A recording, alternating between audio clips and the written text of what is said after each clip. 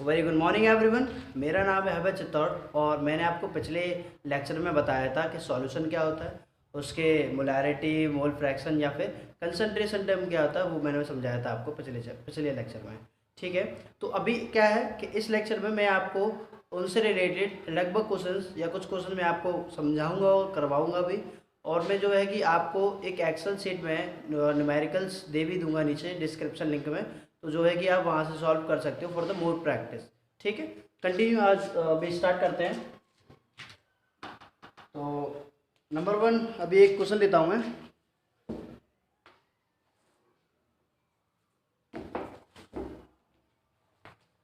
ये मैंने एक क्वेश्चन लिया है, एक्चुअली मैंने लिख रखे हैं already. Calculate the mass percentage of benzene C6H6 and carbon tetrachloride CCl4 if 22 gram of benzene is dissolved in 122 gram of carbon tetrachloride। बच्चों ये रहा क्वेश्चन। अब ये जो क्वेश्चन है ना, ये क्वेश्चन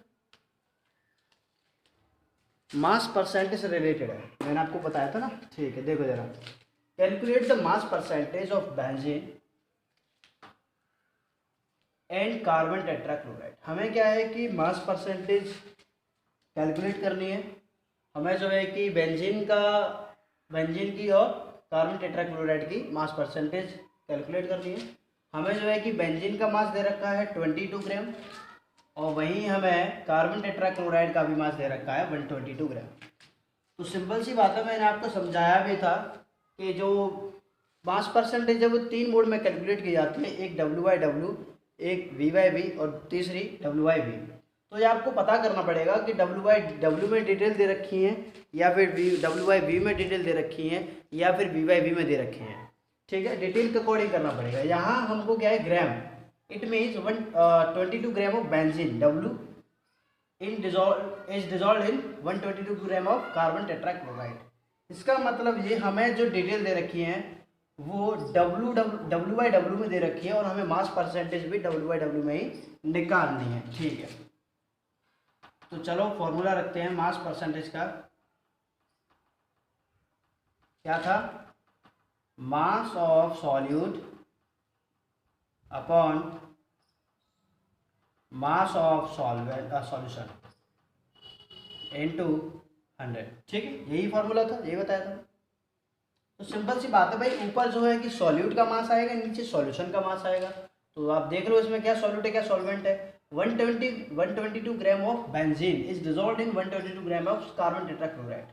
सॉल्यूट मिल गया, सॉल्यूट है 22 ग्राम। अभी हम क्या है कि बेंजीन की निकाल रहे हैं मास परसेंटेज। ठीक है, 22 ग्राम ऑफ बेंजीन सॉल्यूट हो गया। सॉल्यूशन क्या है? सॉल्यूशन हमें दे रखा नहीं है, हमें सॉल्वेंट दे रखा है। तो सॉल्वेंट और सॉल्यूट को यदि हम ऐड कर लेंगे तो सॉल्यूशन मिल जाएगा।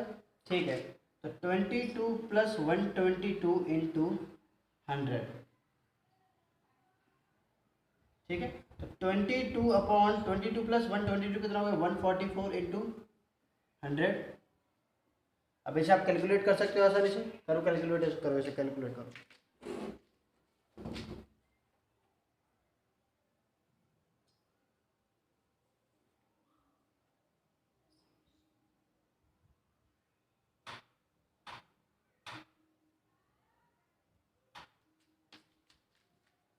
कर लिए? इसका जो आंसर है मैं बता देता हूँ आपको, 15.44 W/W। ठीक है, इतना आंसर आएगा इसका। मैंने कैलकुलेटर से कैलकुलेट कर लिया है। ठीक है, या फिर ये नहीं तो 27, सॉरी मिस्टेक हो। ठीक है, इतना समझ में आ गया। नेक्स्ट क्वेश्चन लेते हैं, नोट डाउन कर लो इसे। नेक्स्ट क्वेश्चन लेते हैं।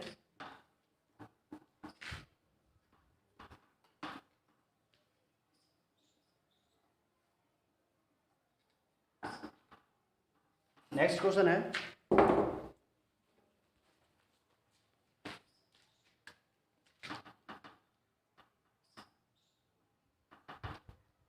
Calculate mole fraction if the 25 gram NaOH is dissolved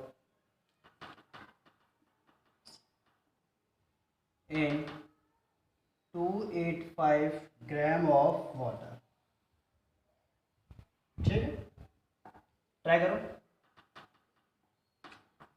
करो खुद से। मोल फ्रैक्शन का क्वेश्चन है ये, और मैंने बताया भी था कि मोल फ्रैक्शन निकालने का क्या फॉर्मूला होता है, किस तरीके से मोल फ्रैक्शन निकाली जाती है, मोल्स वगैरह क्या होते हैं, मोल्स किस तरीके से निकाले जाते हैं, सबको मैंने बताया था। उसमें नहीं पता है तो मेरे पिछले वाले लेक्चर में जाकर आप चेक कर सकते हो, मैंने डिस्क्रिप्शन लिंक में उसकी लिंक दे रखी है पिछले लेक्चर की, तो वो जरा वो देख लो तो तभी ये होगी। चलो ठीक है, मैं करता हूँ।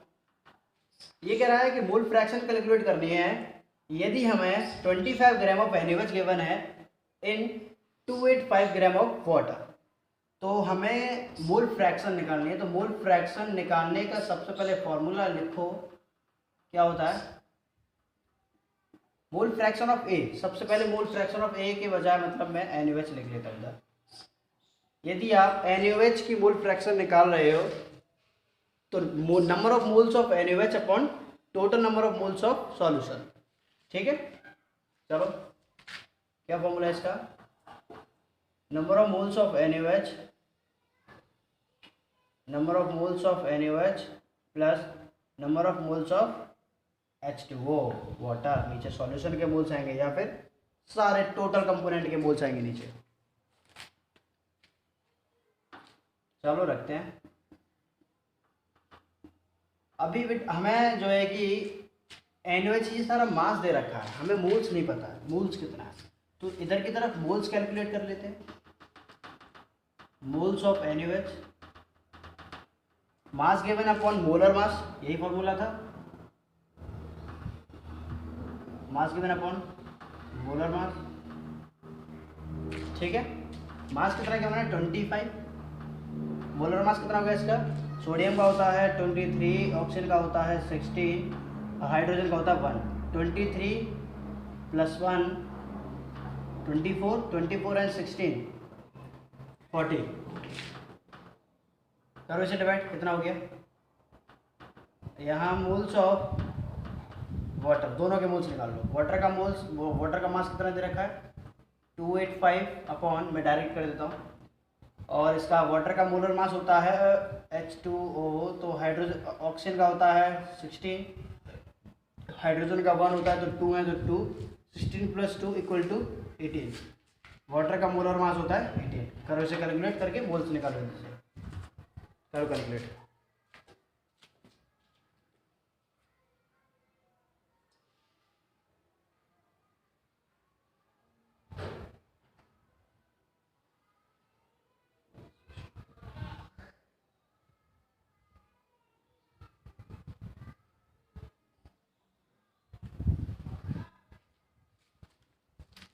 ये इसका निकलेगा 0.625 और इसका निकलेगा 15.83 मोल। ठीक है, मैंने कैलकुलेट कर दिया। अब यहाँ ऊपर मोल्स किसके आएंगे, सोडियम हाइड्रोक्साइड के।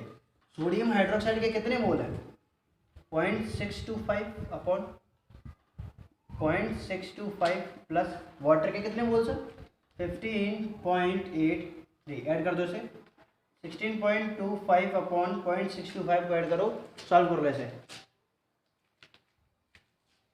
करो सॉल्व।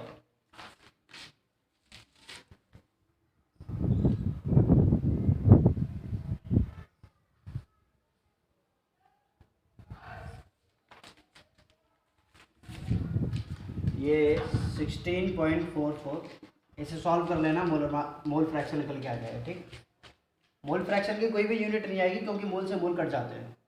जो भी आंसर आएगा वो यहाँ लिख देना। ठीक है, कैलकुलेट करने के बाद अभी फिर वाटर के, अब वाटर के मोल फ्रैक्शन, तो mole fraction of water equal to number of moles of water. Water के मोल्स रख दोगे ऊपर, वाटर के मोल्स कितने हैं 15.83 अपॉन नीचे टोटल मोल्स कितने हैं 16.44। इसे भी डिवाइड कर देना, मोल फ्रैक्शन निकल के आएगा। या फिर सिंपल सी बात है, जितना आंसर इसका एनएच का है 1 में से माइनस कर देना, ये रहा। ठीक है, मोल फ्रैक्शन ऑफ सोडियम हाइड्रोक्साइड के 1 में से माइनस कर देना तो मोल फ्रैक्शन बी का निकल के आ जाएगा। सिंपल सी बात। नेक्स्ट क्वेश्चन करते हैं, नोट डाउन कर लो इसे। कर लिए, वीडियो पॉज करके कर लेना। ठीक है, चलो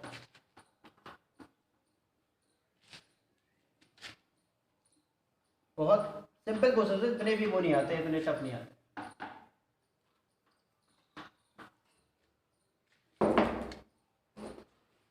नेक्स्ट क्वेश्चन है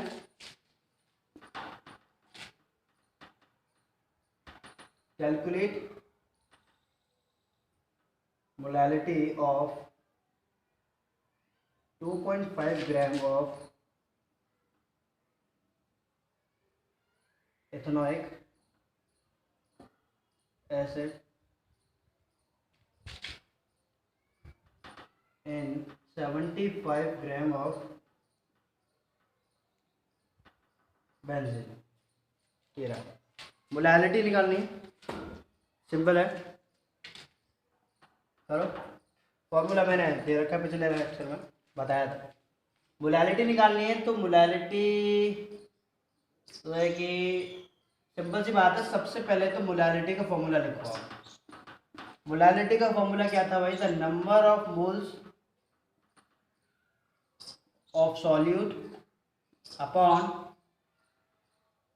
mass of solvent in KG. ठीक है, number of moles of solute upon mass of solvent in KG. Solvent का मास आएगा वो भी केजी में। ठीक है, हमें क्या गिवन है, हमें सॉल्यूट का मास गिवन है और सॉल्वेंट का मास गिवन है। निकालना है तो आपको मोल्स निकालने हैं एथेनोइक एसिड के, सॉल्यूट के। मोल्स निकालने का फॉर्मूला दोबारा लिख देता हूँ इधर में, mass given upon molar mass. ठीक है, मास कितना दे रखा है 2.5। Ethanoic acid it means CH3COOH, C 2 carbon, एक कार्बन का होता है 12, 12 दूनी 24, 24 4 का हाइड्रोजन है तो 4, 2 ऑक्सीजन है 16 दूनी 32, 32 और 24 56, 56 और 4 60। ठीक है, इसे आप डिवाइड करो,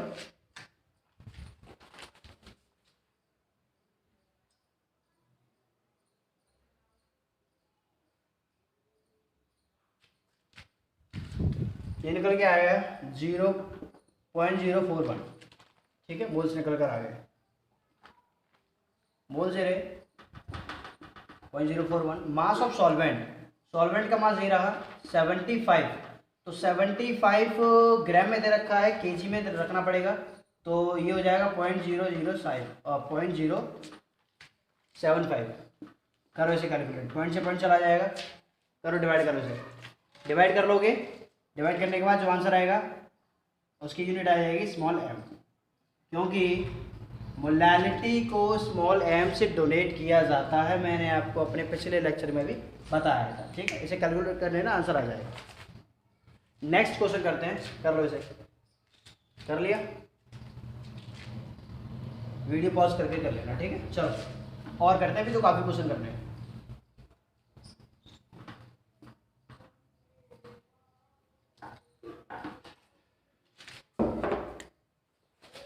next, calculate the molarity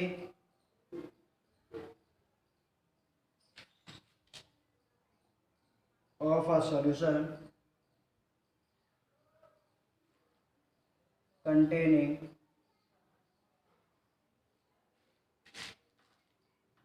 5 gram of NaOH in 450 ml solution. ठीक है, इजी है। क्या पूछ रहा है ये question? Calculate the molarity of a solution. Solution की मोलैरिटी निकालनी है जो कि containing 5 gram of NaOH, 5 gram of NaOH in 450 ml of solution. Simple सी बात है, आपको सारी की सारी वैल्यू दे रखी है। फॉर्मूला होता है मोलैरिटी का, जिसे कैपिटल M से डोनेट किया जाता है। Moles of solute upon volume of solution.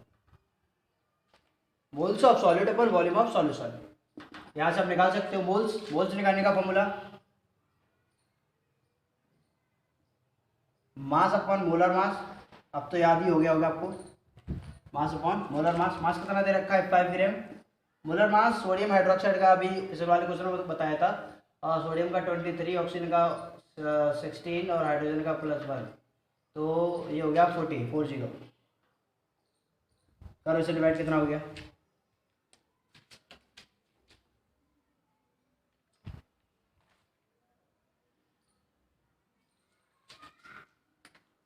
ये निकल के आ गया 0.125 मोल। ठीक, मोल आ गए 0.125 मोल्स आ गए। वॉल्यूम ऑफ सॉल्यूशन, सॉल्यूशन का वॉल्यूम 450 हमें ml में दे रखा है। इसे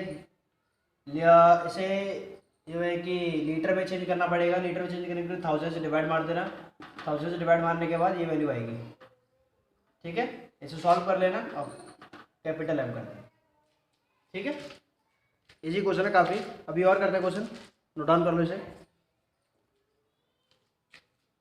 हो गया, वीडियो पॉज करके कर लेना। ठीक है, काफ़ी सिंपल क्वेश्चन है, काफ़ी इतने वो भी टफ नहीं है। प्रैक्टिस के तौर पर मैंने क्या है कि एक सीट आपको डिस्क्रिप्शन लिंक में दे रखी है, आप उसे ओपन कर लेना, जिसमें कि अप्रॉक्स 15 to 20 क्वेश्चन है, जो कि आपकी तैयारी भी अच्छी हो जाएगी फॉर द प्रैक्टिस, क्योंकि ये ही बेसिक है। यदि ये नहीं आया आपको तो आप आगे नहीं बढ़ सकते, क्योंकि वेपर प्रेशर वगैरह, क्वालिटेटिव प्रॉपर्टीज में बहुत बड़ा रोल है इसका, हेनरी लॉ वगैरह सबका। Calculate the normality of H2SO4 if 15 gram H2SO4 is present 850 ml of aqueous solution। ठीक है, करो।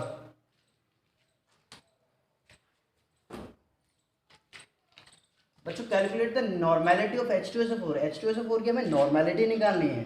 हमें क्या है कि H2SO4 का मास दे रखा है और उस सॉल्यूशन का वॉल्यूम दे रखा है। इसका फॉर्मूला क्या था? नॉर्मेलिटी को कैपिटल M से डिनोट करते हैं ना, तो फॉर्मूला क्या था? मोल्स ऑफ सॉल्यूट, सॉरी ये नहीं था,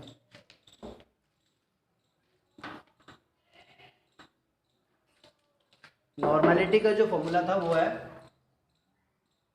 ग्राम equivalent weight of solute upon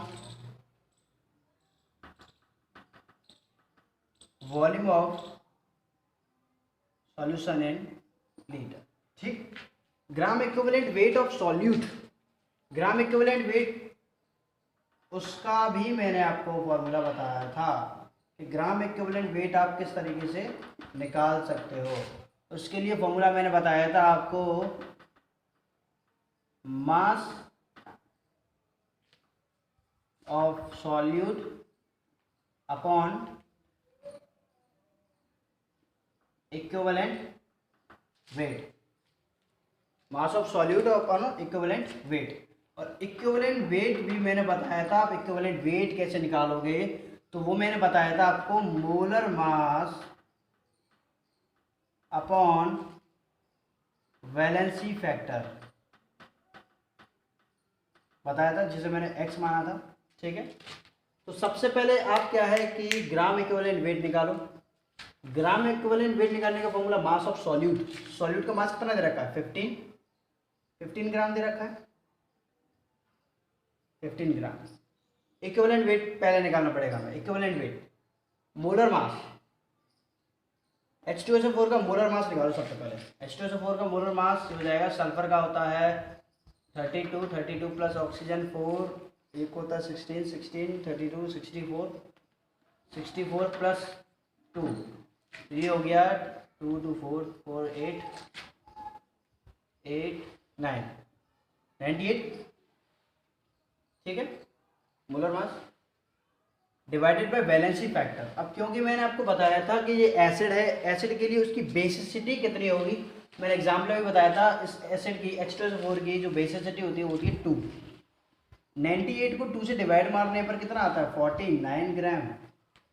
it means आपका इक्विवेलेंट वेट आ गया, इक्विवेलेंट वेट आ गया। ठीक है, तो आप डायरेक्ट रखो, अब तो इक्विवेलेंट वेट आ गया। अब ग्राम इक्विवेलेंट वेट निकालने के लिए, ग्राम इक्विवेलेंट वेट निकालने के लिए क्या? Equivalent weight mass of solute. Mass of solute कितना दे रखा है? 15 ग्राम। इक्विवेलेंट वेट कितना निकल गया? 49। करो डिवाइड से, 15/49।